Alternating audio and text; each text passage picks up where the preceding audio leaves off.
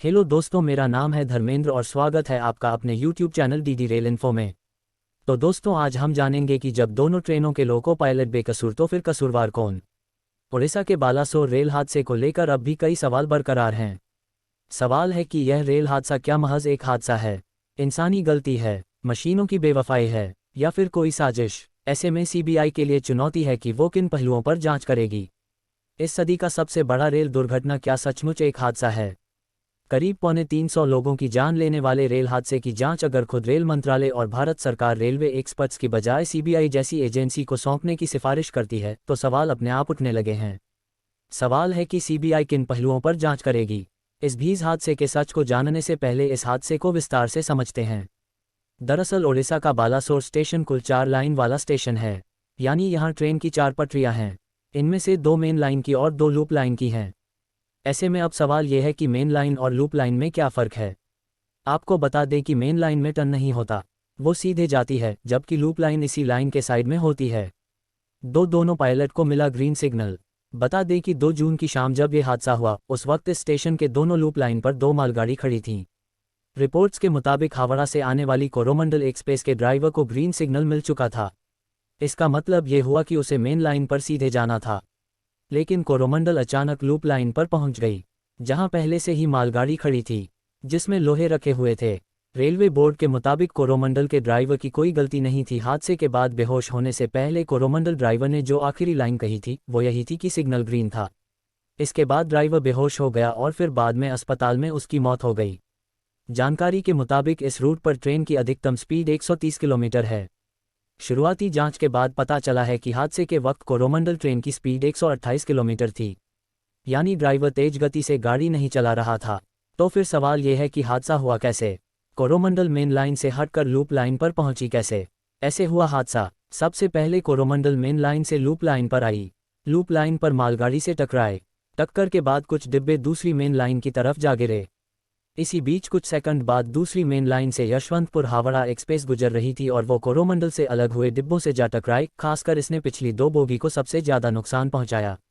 ऐसे में अब भी सवाल यह है कि कोरोमंडल को लूप लाइन पर किसने भेजा? ये किसकी गलती है? किस पटरी पर कौन सी ट्रेन कब दौड़ेगी, इसका फैसला कौन करता है? इसको कंट्रोल कौन करता है? सबसे पहले रेलवे ट्रैक को समझते हैं। इसे रेलवे लाइन या रेल की पटरी भी कहते हैं। आमतौर पर मेन लाइन सिर्फ 2 होती हैं। रेलवे की जुबान में इन दोनों पटरियों को अप और डाउन भी कहते हैं, यानी एक तरफ जाने वाली और एक तरफ आने वाली। इन दोनों के बीच में एक खाली जगह होती है। इसे और आसानी से समझना हो तो यूँ समझिए कि जैसे कोई हाईवे है। हाईवे पर भी अप और डाउन की तरह आने और जाने की 2 सड़कें होती हैं, जबकि बीच में डिवाइडर होता है। सड़कों पर ट्रैफिक को कंट्रोल करने के लिए ट्रैफिक लाइट होती है। ये लाइट अमूमन किसी चौराहे, जंक्शन पॉइंट या कट पर होती है। लाल बत्ती मतलब ट्रैफिक का रुक जाना, ग्रीन मतलब ट्रैफिक का आगे बढ़ना और येलो मतलब गाड़ी की रफ्तार कम कर देना। ठीक ऐसा ही ट्रेन के साथ है। ट्रेन का रूट पहले से तय होता है, लेकिन एक ही पटरी पर एक साथ एक ही दिशा में कई ट्रेनें चलती हैं। लेकिन उन तमाम ट्रेनों के बीच एक खास दूरी होती है ताकि ट्रेन एक दूसरे से टकरा ना जाए। जिस तरह रोड पर ट्रैफिक लाइट होती है, ठीक वैसे ही रेलवे ट्रैक के दोनों किनारे पर सिग्नल होता है। ये सिग्नल भी रेड, ग्रीन और येलो इशारा करता है। रेड सिग्नल मतलब गाड़ी का रुक जाना, ग्रीन मतलब गाड़ी का पास होना और येलो मतलब गाड़ी की रफ्तार कम कर देना। ये सिग्नल ड्राइवर के कंट्रोल में नहीं होता, बल्कि स्टेशन मास्टर के कंट्रोल में होता है। स्टेशन मास्टर पटरियों पर गाड़ियों की तादाद को देखते हुए उसी हिसाब से रेड, ग्रीन या येलो सिग्नल लेता है। अमूमन रेलवे ट्रैक पर हर 1 किलोमीटर की दूरी पर एक सिग्नल होता है। रेलवे ट्रैक पर मेन लाइन के अलावा लूप लाइन भी होती है। अमूमन ये लूप लाइन हर स्टेशन के करीब होती है। यूँ समझ लीजिए जैसे मेन रोड के किनारे कई जगहों पर सर्विस लेन होती है, ठीक वैसे ही लूप लाइन होती है। लूप लाइन का इस्तेमाल गाड़ियों की दिशा बदलने, किसी गाड़ी को रोककर दूसरी गाड़ी को आगे जाने देने या फिर अमूमन मालगाड़ी को रोकने के लिए किया जाता है। अब सवाल यह है कि कोरोमंडल एक्सप्रेस जिसको मेन लाइन से ही होकर गुजरना था, वो लूप लाइन पर कैसे पहुंची? इसी एक सवाल में सदी के इस सबसे बड़े रेल हादसे का पूरा सच छुपा है।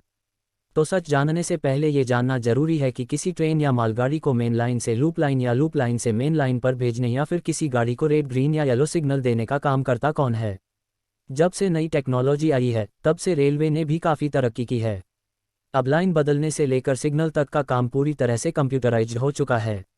देश भर में फैले लगभग 1,20,000 किलोमीटर के रेलवे ट्रैक पर बिजली का एक वायर लगा होता है। इस वायर में करंट तो होता है, लेकिन बेहद कम वोल्टेज का। इसी वायर के जरिए देश के लगभग हर स्टेशन पर स्टेशन मास्टर को ये पता चलता है कि उस वक्त एक खास दूरी पर पटरी पर कुल कितनी ट्रेनें हैं, उन ट्रेनों के बीच कितना गैप है। ये सब कुछ स्टेशन मास्टर अपने कंप्यूटर पर लाइव देख रहा होता है। इसके लिए एक वक्त में कम से कम 2 कर्मचारी कंप्यूटर के सामने मौजूद रहते हैं। पटरियों के नीचे लगे इसी वायर के जरिए ट्रेन को जिस तरह कंट्रोल किया जाता है उसे इलेक्ट्रॉनिक इंटरलॉकिंग सिस्टम या फिर इलेक्ट्रॉनिक इंटरलॉकिंग लॉजिक कहते हैं। ये वो सिस्टम है जो फेल होने के बावजूद काम करता है।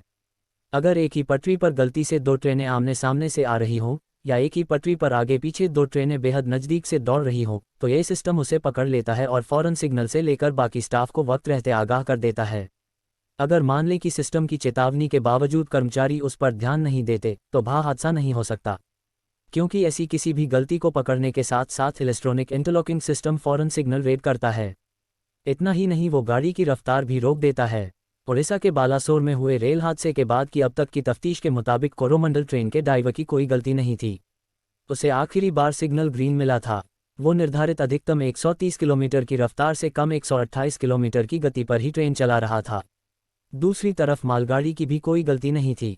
वो पहले से ही लूप लाइन पर खड़ी थी ताकि कोरोमंडल को रास्ता दे सके, जबकि यशवंतपुर हावड़ा एक्सप्रेस के ड्राइवर की तो कोई गलती ही नहीं थी। तो फिर गलती किसकी थी? अगला वीडियो जानने के लिए दोस्तों चैनल को करें सब्सक्राइब और वीडियो को एक लाइक। मिलते हैं नेक्स्ट वीडियो में।